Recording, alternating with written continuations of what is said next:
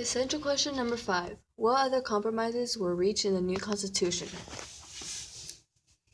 At the Constitutional Convention of 1787, the delegates proposed two plans to serve as the new structure of the United States government.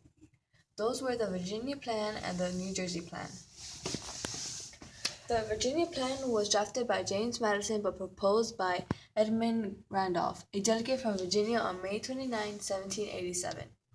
This plan consisted of forming three branches of government: a bicameral legislature, a chief executive picked by a legislature, and a court system. The people would pick members of the lower house, and then the lower house would pick members of the upper house. Each state was to receive representative places in both of the houses, and depending solely on population size.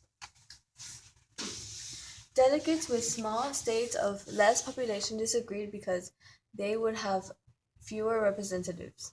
The larger populated states would have more power, so there came to be the New Jersey Plan.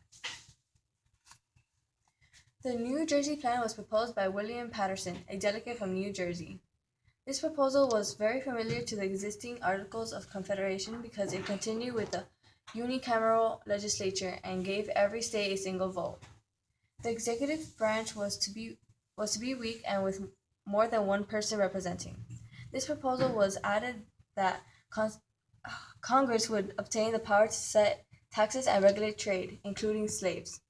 This issue grew as the northern states agreed that Congress should regulate trade and abolish slavery, but southern states depended on slavery, so they disagreed. The delegates decided revising the Articles of Confederation wouldn't work, so they voted to base the government on the Virginia Plan.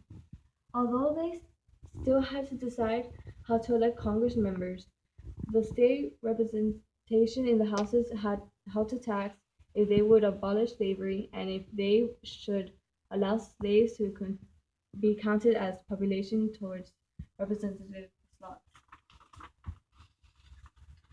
Roger Sherman of Connecticut suggested a plan that involved a bicameral legislature with a House of Representatives with a number of seats proportional to population, and a Senate with 2 representative slots per state.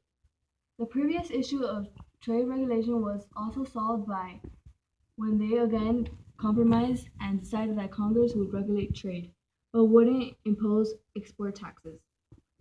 And the southern states were given 20 more years with slave ownership until 1808, so it would not affect their economies so badly.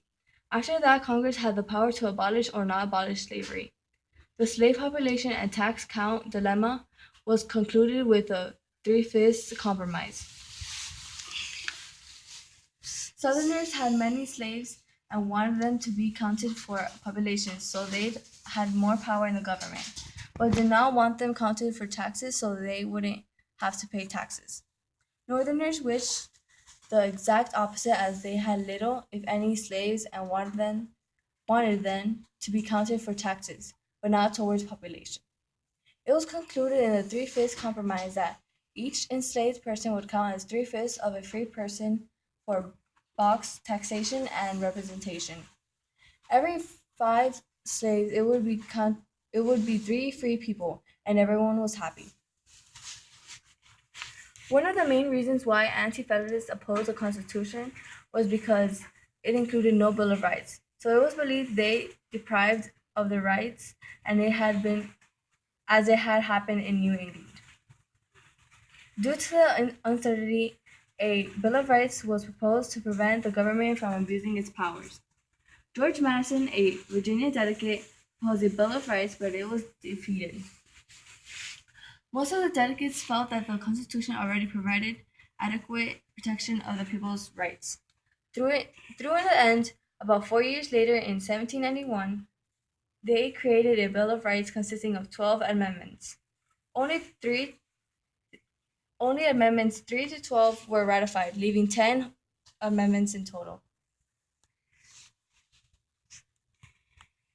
This video was done by Catherine Castanedas, Alanis Hernandez, Carolyn Marquez, and Kayla Didal from Miss O'Higgins U.S. History Period 5.